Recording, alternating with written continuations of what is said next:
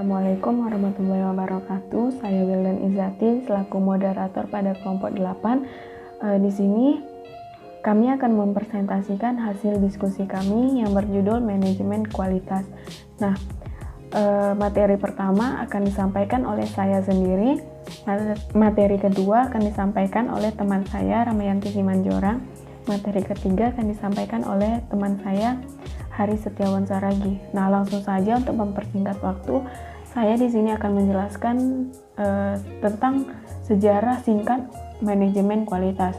Manajemen kualitas dimulai sejak awal tahun 1920 sampai 1940. Nah, pada periode ini, manajemen kualitas itu fokusnya masih sebatas pada inspeksi atau pengawasan saja.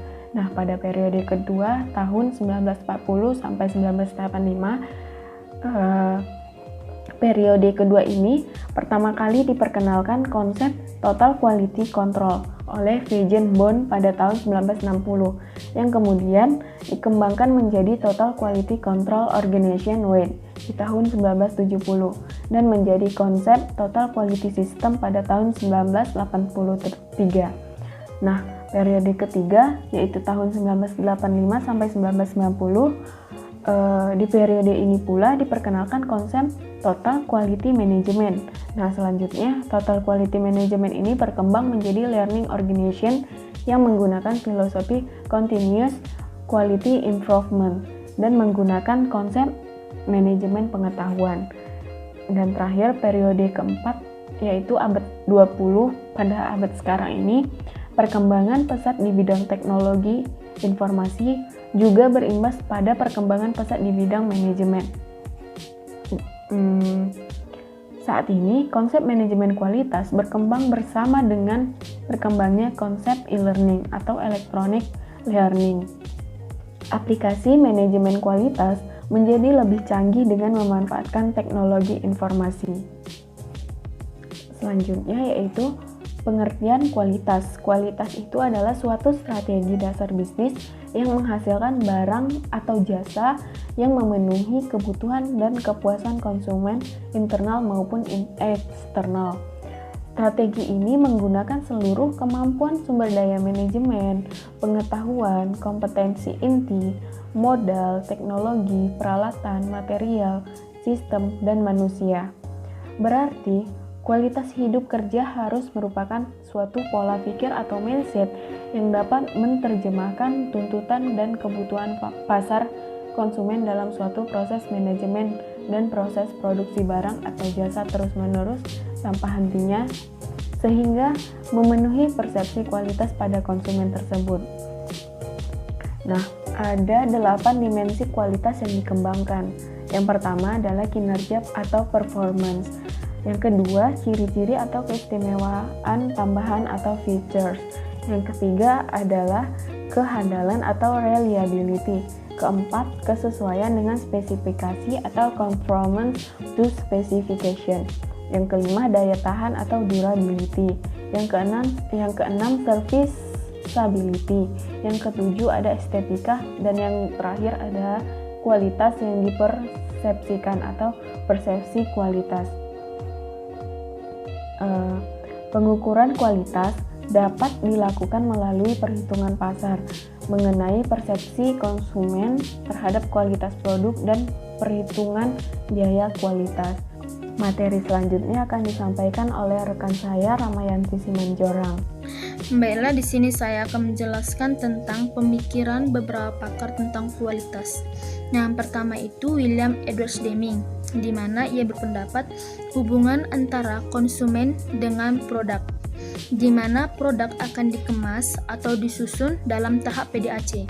PDAC adalah Plan, Do, Check, and Action.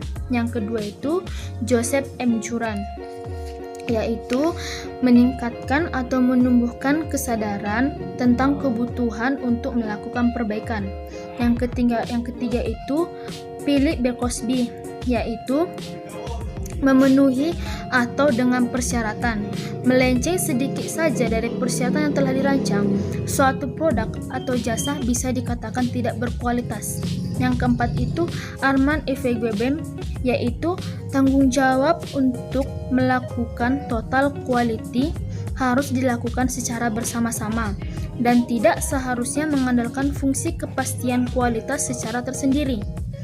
Dan selanjutnya kualitas sebagai alternatif peningkat daya saing, di mana kualitas itu adalah kesesuaian dengan konsumen. Konsumen akan melakukan penilaian saat melakukan pembelian suatu produk atau jasa. Untuk meningkatkan daya saing, suatu perusahaan dapat menerapkan 8 langkah. Yang pertama itu customer satisfaction atau kepuasan pelanggan.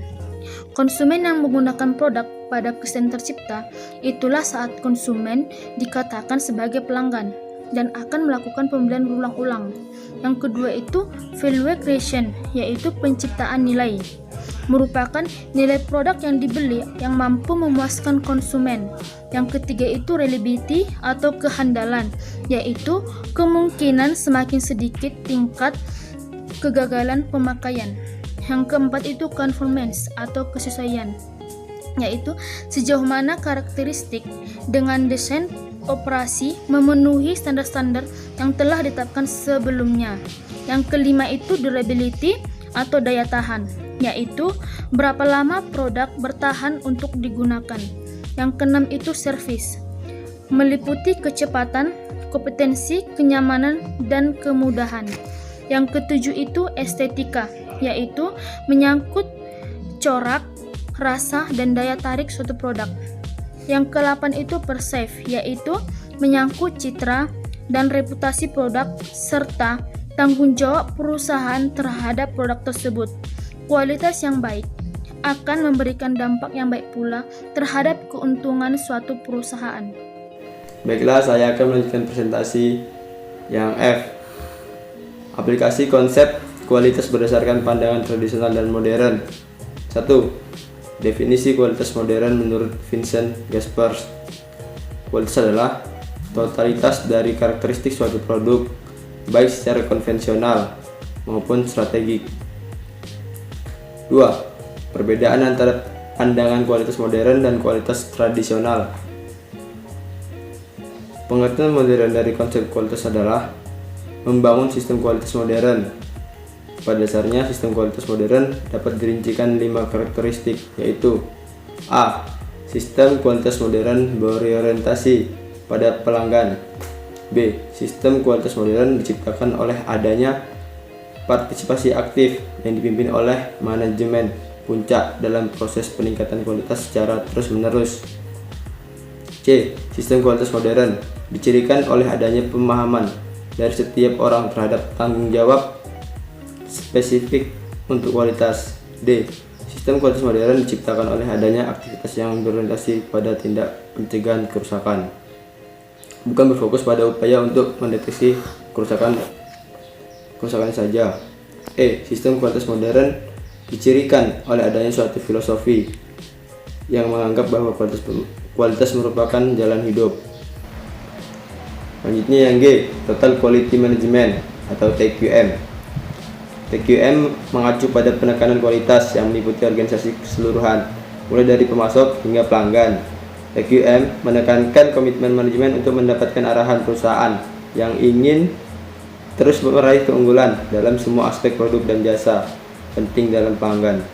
Ada beberapa elemen bahwa suatu dikatakan berkualitas, yaitu kualitas menjadi usaha memenuhi atau melebihi harapan pelanggan. 2. Kualitas mencakup produk, jasa, manusia, proses, dan lingkungan. 3. Kualitas merupakan kondisi yang selalu berubah. Apa yang dianggap berkualitas saat ini mungkin dianggap kurang berkualitas pada saat yang lain. 4. Kualitas merupakan kondisi yang dinamis yang berhubungan dengan produk, jasa, manusia, proses, dan lingkungan yang memenuhi atau melebihi kehidupan. Manfaat program TQM. Manfaat TQM bagi pelanggan adalah sedikit atau bahkan tidak memiliki masalah dengan produk atau pelayanan. 2. Kepedulian terhadap pelanggan, lebih baik atau pelanggan lebih diperhatikan. 3. Kepuasan pelanggan terjamin. Manfaat TQM bagi institusi adalah 1. Terhadap perubahan kualitas produk dan pelayanan. 2. Staf lebih termotivasi. 3. Produktivitas meningkat. 4. Biaya turun. 5. Produk cacat berkurang.